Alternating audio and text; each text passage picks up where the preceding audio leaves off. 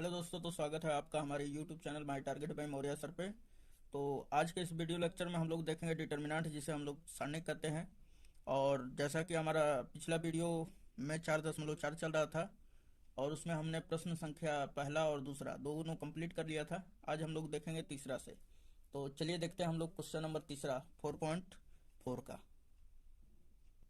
हाँ तो दोस्तों, ये 4.4 हमारा प्रश्नावली है और इसमें हमको देखना है क्वेश्चन नंबर तीसरा। ये देखिए, बोला दूसरी पंक्ति के अवयवों के सहखंडों का प्रयोग करके डेल्टा का मान ज्ञात कीजिए, यानी सारणिक का मान ज्ञात करना है। तो यहाँ पे ध्यान दीजिए कि दूसरी पंक्ति, दूसरा पंक्ति कौन सा होगा? तो ये हमारा पहला पंक्ति, ये दूसरा पंक्ति, तो ये दूसरे पंक्ति का ही बात किया जा रहा है। दूसरे पंक्ति के अवयवों के सहखंडों का प्रयोग करके, अब दूसरे पंक्ति के प्रत्येक अवयव का हम लोग सहखंड ज्ञात करेंगे, यानी कि 2, 0, 1 का। ठीक, फिर उसके बाद दोनों का गुणा कर देंगे, यानी कि इसके अवयव और इसके सहखंड से, और जोड़ते जाएंगे, वो सारणिक का मान हो जाएगा। तो चलिए हम लोग देखते हैं इसको कि किस तरह ये बनेगा।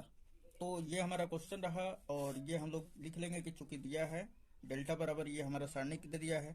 तो सबसे पहले हम लोगों का काम होगा कि चूंकि दूसरे पंक्ति का सहखंड, तो दूसरे पंक्ति कौन सा है? तो ये है। तो दूसरा पंक्ति का और पहला अवयव को किससे सूचित करेंगे? A21 से। यहाँ पे जैसा कि आपको दिखाई दे रहा है, तो A21 बराबर क्या हो जाएगा दोस्तों? तो A21 बराबर हमें निकालना है सबसे पहले, फर्स्ट ऑफ ऑल। तो A21 बराबर निकालेंगे तो यानी दूसरे पंक्ति के पहला स्तंभ में का जो अवयव है, यानी कि 2 का हम लोग निकालेंगे सहखंड। तो यहाँ पे ध्यान दीजिए कि जिस पंक्ति में है उसके सभी अवयवों को छोड़ दिया जाता है, यानी कि 2, 0, 1 को छोड़ देंगे। अब उसके बाद जिस स्तंभ में है, यानी ये पूरा स्तंभ को छोड़ देंगे, बचेगा क्या अब हमारा? 3, 8, 2, 1। तो यहाँ पे लिख लिया हमने डिटर्मिनेंट ऑफ 3, 8, 2, 3, है ना। तो अब देखिए यहाँ पर दोस्तों कि सबसे पहले कि यहाँ पे अब आप सोच रहे होंगे तो ये माइनस कहाँ से आया? तो यहाँ पे देखिए कि दूसरा पंक्ति और पहला स्तंभ है, इन दोनों को जोड़ दिया जाता है, और जोड़ने के बाद अगर सम संख्या आता है तो यहाँ पे प्लस, और विषम संख्या आता है तो माइनस। तो यहाँ पर ध्यान दीजिए कि यहाँ पे क्या आ जाएगा? माइनस, क्योंकि 2 और 1 3 हो जाता है, और 3 1 हमारा क्या? विषम संख्या। तो ये हमारा क्या हो जाएगा? 821 का माइनस लगा के, और ये हमारा सहखंड हो जाएगा। तो चलिए इसको हल कर लेते हैं। 3 का 3 में कर देंगे तो 3 3 9, और चूंकि ये माइनस सिंबल है आगे तो आगे दे देंगे। फिर 8 दूना 16, माइनस 16 हो जाता है। यहाँ पे माइनस चिन्ह सूत्र से आता है। ठीक, अब ध्यान दीजिए कि 16 में से 9 घटेगा तो कितना बच जाएगा हमारा? माइनस का 7, क्योंकि 16 माइनस का बड़ा है, और इसमें से प्लस 9 घटेगा तो माइनस का 7, और यहाँ पे माइनस है आगे तो माइनस माइनस क्या हो जाएगा? प्लस। तो ये क्या आ जाएगा? 7। इसी प्रकार अब हम 0 का सहखंड निकालेंगे। तो 0 किस पंक्ति किस स्तंभ का अवयव है? तो A22 का है ना, दूसरे पंक्ति और दूसरे स्तंभ का। तो यहाँ पे ध्यान दीजिए, जब 0 को लेंगे तो ये पूरा छोड़ देंगे और ये छोड़ देंगे, क्या बचेगा दोस्तों? तो 5, 8, 1, 3। तो यहाँ पे हमने लिख लिया 5, 8, 1, 3। अब देखिए यहाँ पे कि 2 2 जोड़ेंगे तो कितना होगा? 4। तो 4 जब जोड़ा जाएगा तो ये 4 हमारा एक प्लस में आ जाएगा, यानी कि एक सम संख्या है तो ये क्या आ जाएगा इसके सामने? प्लस। अब देखिए 3 का 5 में गुणा करेंगे तो 5 या 15, चूंकि प्लस है तो ये हट जाता है, कोई दिक्कत नहीं है। तो 5 या 15 हो गया, माइनस लगा देंगे सिंबल। उसके बाद 8 में 1 का गुणा करेंगे तो 8 एकम 8, 15 में से 8 घटेगा तो क्या बचेगा? 7। उसी प्रकार जब हम लोग इसका यानी कि तीसरे मतलब A23 का निकालेंगे, यानी दूसरे पंक्ति के तीसरे अवयव, तीसरे स्तंभ के अवयव का, है ना। तो 1 का जब सहखंड निकालेंगे तो ये पूरा छोड़ देंगे और ये छोड़ देंगे, बचेगा 5, 3, 1, 2। यहाँ पे लिख लिया हमने माइनस 2 की लग जाएगा, क्यों? क्योंकि 2 और 3 क्या हमारा विषम संख्या है, जोड़ देंगे तो 5 आएगा, 5 एक विषम संख्या इसलिए माइनस। अब यहाँ पे देखिए कि 2 का 5 में गुणा करेंगे तो 10 माइनस। उसके बाद 1 का 3 में करेंगे तो 3 एकम 3, और यहाँ पर चूंकि ये माइनस रहेगा, 10 में से 3 घटेगा तो 7, और ये माइनस तो माइनस 7 हो जाएगा। अब देखिए कि दूसरे पंक्ति के अवयव कौन कौन से हैं? तो 2 है, 0 है, 1 है। तो इसको किस प्रकार लिखते हैं? तो इस प्रकार लिखते हैं कि दूसरे पंक्ति पहले स्तंभ का अवयव 2 हो जाएगा, दूसरे पंक्ति दूसरे स्तंभ का अवयव 0, दूसरे पंक्ति तीसरे स्तंभ का अवयव 1 हो जाएगा। अब हमारा डेल्टा का मान निकालना है डिटर्मिनेंट का। तो यहाँ पर ध्यान से देखिएगा दोस्तों कि डेल्टा का मान कैसे निकालते हैं।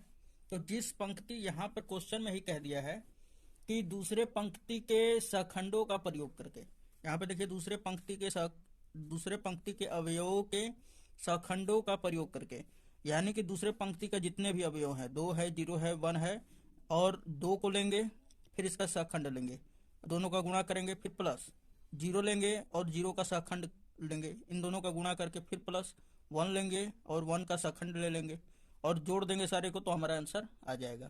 तो चलिए हम इसको किससे सूचित किए हैं, तो इसके संगत पंक्तियों के अवयवों को संगत शाखंडों में जोड़ दिया जाता है, गुणा करके जोड़ दिया जाता है। तो वही होगा, यानी कि यहाँ पे पहला अवयव क्या दिया हुआ है, A21, तो यहाँ पे A21 रहेगा, तो यहाँ पे इसी का शाखंड यानी कि कैपिटल A21, फिर प्लस A22, तो यहाँ पे भी A22, फिर प्लस A23, तो यहाँ पे भी A23। अब यहाँ पे ध्यान दीजिए कि यहाँ पे मान क्या है, जो वैल्यू है वहाँ पर रख दिया जाएगा। तो यहाँ पे A21 का जो वैल्यू है 2 है और 2 यहाँ पे रख दिया हमने। फिर A21 का मतलब इसका शाखंडज क्या है, तो इसका मान जो है यहाँ पे 7 है, जो कि अभी हमने निकाल के बताया है, जो कि ये है हमारा, है ना। तो यहाँ पे रख देंगे हम 7, तो हमने जैसा कि यहाँ पे 2 गुणे 7 रख दिया। फिर इसका मान क्या है 0, तो 0 रखा, और A22 का वैल्यू क्या है 7, तो 0 गुणे 7, फिर प्लस A23 का मान क्या है 1, तो यहाँ पे लिखा हमने 1। उसके बाद A23 का यानी ये शाखंडज क्या है -7, तो A गुणे -7 किया। उसके बाद अब इसको जोड़ देंगे। हाँ तो दोस्तों देखिए 2 साते कितना हो जाएगा 14, जैसा कि यहाँ पे करके दिखा दे रहा हूँ। 2 साते क्या हो जाएगा 14, फिर प्लस का सिंबल है तो प्लस, 0 में 7 का होगा तो 0, फिर ये प्लस और ये माइनस, माइनस हो जाएगा। 1 में 7 का गुणा होगा तो 7। अब देखिए कि 14 और में से 7 जब घटेगा तो क्या बचेगा हमारा 7 आ जाएगा, और यही डेल्टा का वैल्यू है। तो उम्मीद है ये समझ में आया होगा। चलिए अब क्वेश्चन नंबर आगे देखते हैं। क्वेश्चन नंबर 4, क्वेश्चन नंबर 4 हमारा बोल रहा है कि तीसरे स्तंभ के अवयवों के शाखंडों का प्रयोग करके डेल्टा का मान ज्ञात कीजिए, यानी सारणी का मान ज्ञात करना है। तो यहाँ पर ध्यान दीजिए कि तीसरे स्तंभ के अवयवों के शाखंडों, यानी कि तीसरा अवयव भी ले, तीसरे स्तंभ के अवयव भी, उसका शाखंड भी निकाले, और शाखंड निकालने के बाद उसका डेल्टा का मान निकाले, यानी सारणी का मान। तो सबसे पहले हम लोग क्या करेंगे, तीसरे स्तंभ, ये पहला स्तंभ है, ये दूसरा, ये तीसरा कहलाता है, तो ये हमारा तीसरा स्तंभ का अवयव हो गया। अब इसका और इसका फिर इसका शाखंडज ज्ञात करेंगे और दोनों का क्या कर देंगे, गुणा करेंगे, गुणा करके जोड़ देंगे, तो ये हमारा क्या हो जाएगा, डिटरमिनेंट का मान हो जाएगा। तो चलिए ऐसा करके हम लोग देखते हैं। हाँ तो दोस्तों ये क्वेश्चन है हमारा। तो यहाँ पे सबसे पहले हम लोग लिख लेंगे कि चूंकि दिया हुआ है ये जो डेल्टा का सारणिक का जो मान है, ये लिख लेंगे सारणिक, है ना, मान नहीं है सारणिक है। तो अब बोला जा रहा है कि तीसरे स्तंभ के, तो तीसरा स्तंभ क्या हो जाएगा, तो यहाँ पर ध्यान देंगे आप, तीसरा स्तंभ ये वाला हो जाएगा, और इसके प्रत्येक अवयव का सबसे पहले हम लोग शाखंड निकालेंगे। तो यहीं पे लिख लिया हमने कि चूंकि तीसरे स्तंभ के प्रत्येक अवयव का शाखंड। तो यहाँ पे ध्यान दीजिए कि ये A11 कहलाता है, ये A12 कहलाता है, यहाँ पे A13 हो जाएगा। तो ये क्या हो जाएगा हमारा A13। अब 13 को जोड़ेंगे तो 4 आएगा हमारा, और 4 हमारा सम संख्या है, तो यहाँ पे क्या आ जाएगा प्लस। अब देखिए जब ये वाला लिया जाता है तो इसको छोड़ दिया जाता है और इसको छोड़ दिया जाता है, बचता है 1y 1z। तो यहाँ पे लिख लिया हमने, z का 1 में गुणा कर लीजिए तो z हो जाएगा, फिर माइनस का सिंबल, 1 का y में करेंगे तो y हो जाएगा। तो ये हमारा A13 का वैल्यू आ गया। अब हम लोग A23 का मान निकालेंगे, ये हमारा दूसरे पंक्ति और तीसरे स्तंभ का अवयव है। तो A23 बराबर 2 और 3 जोड़ देंगे तो हमारा 5 होगा, 5 एक विषम संख्या है, सो यहाँ पे आ जाएगा माइनस, और माइनस आएगा तो फिर जब ये लिया जाता है तो इसको छोड़ दिया जाता है और इसको बचता है 1x 1z। तो जैसा कि आपको दिखाई दे रहा होगा, तो यहाँ पे ध्यान दीजिए कि z का 1 में गुणा कर देंगे। यहाँ पे देखिए कि ये माइनस है तो माइनस हमने लिख दिया, 1 का z में करेंगे तो z, फिर माइनस 1 का x में करेंगे तो x। तो ये माइनस का गुणा होगा तो ये प्लस हो जाएगा, ये माइनस हो जाएगा। यहाँ पे देखिए माइनस z हो जाएगा, तो माइनस z हमने लिख लिया, फिर ये प्लस का x हो जाएगा, तो यहाँ पे प्लस x। उसके बाद इसका निकालेंगे तो A33 का, तो ये जिस स्तंभ में है यानी कि ये छोड़ देंगे और ये बचेगा 1x 1y, जो हमने लिख दिया है। अब देखिए 3 और 3 को जब जोड़ेंगे तो ये हमारा 6 हो जाएगा, 6 एक हमारा सम संख्या इसलिए यहाँ पे प्लस। तो y का 1 में गुणा होगा तो y, माइनस फिर 1 का x में होगा तो x। तो यहाँ तक कंप्लीट हुआ। और तीसरे स्तंभ के अवयव क्रमशः क्या हो जाएंगे, तो चलिए हम दिखा देते हैं कि सबसे पहले तो हमारा तीसरे स्तंभ के अवयव हमारा क्या हो जाएंगे, ये पूरा का पूरा, जैसा कि आप देख पा रहे हैं ये पूरा का पूरा हो जाएगा। अब देखिए ये वाला हमारा A13 कहलाता है, ये A23 कहलाता है, ये A33 कहलाता है। तो जैसा हमने कहा वैसा यहाँ पे लिख लेंगे, तो जैसा कि यहाँ पे लिख दिया गया है। अब देखिए तीसरे स्तंभ के अवयवों के सहखंडों का प्रयोग करके हमें इसका डेल्टा का मान ज्ञात करना है। तो चूंकि यहाँ पर देखिए कि अवयव क्या है पहला, तो तीसरे स्तंभ का पहला अवयव क्या है, तो A13, तो इसके साथ इसका सहखंड का गुणा होगा प्लस, फिर A23 है तो A23 के सहखंड का इसमें गुणा कर देंगे, फिर प्लस A33 है तो इसका सहखंड का भी गुणा कर देंगे। सहखंडज नहीं दोस्तों, सहखंडज अलग बात होता है, सहखंड अलग बात होता है ना। तो यहाँ पे A33 का गुणा करेंगे कैपिटल A33 से।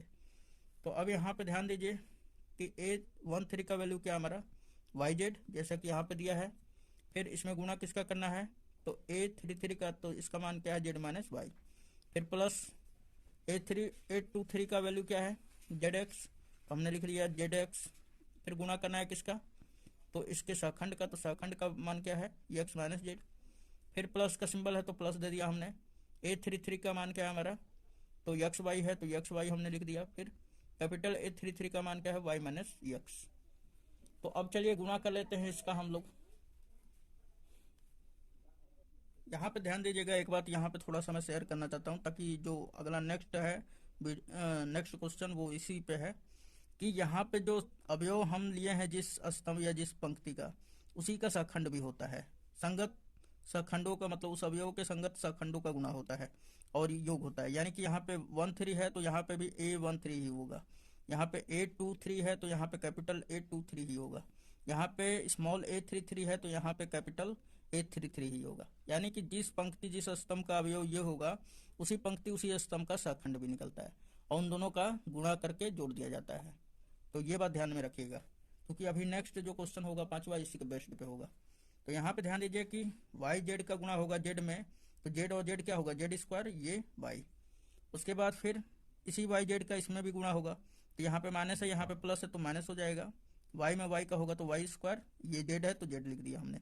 फिर ये प्लस का सिंबल है तो प्लस, यानी कि ZX का इस X में होगा तो X का X² हो जाएगा और ये आगे Z है।